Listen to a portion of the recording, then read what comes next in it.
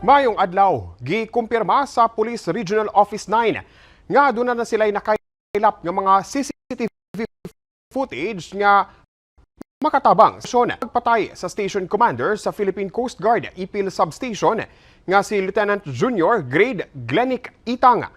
Nahitabo ang mong krimen netong Enero 15 ning tuiga sa Purok Sentro, Barangay Veterans Village sa Ipil, Zamboanga, Sibugay. Sa dunanay na-identify nga person of interest ang kapulisan bahin sa mong kaso. Dugang pa sa PRO9 nga posibleng motibo sa pagpatay mo ang trabaho sa biktima, isip Station Commander sa Coast Guard Substation sa Ipil. Samtang subling giawhag sa kapulisan ang kooperasyon sa bisan kinsa man nga adunay dugang impormasyon nga makatabang sa pagsulbad sa kaso. Enero 18 ning tuiga gihimo sa mga sakop sa Coast Guard District Southwestern Mindanao ang arrival honors alang sa patayng lawas ni Lieutenant Junior Grade Itang.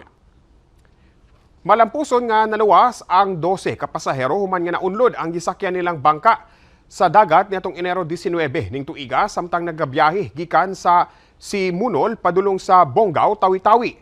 Nahitabo ang mong insidente dool sa Whiteport, Barangay Sumandagit human nga masinati ang kusog nga hangin ug dagkong balod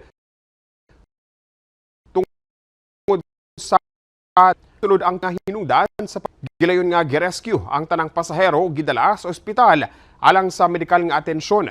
Gideklara na sab nga luwas ang tanang pasahero.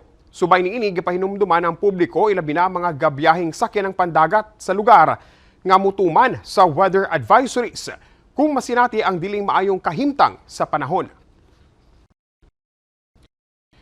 Nagunang balita din sa PTV Davao. Ako si Jay Lagang para sa Pambansang TV sa Bagong Pilipinas.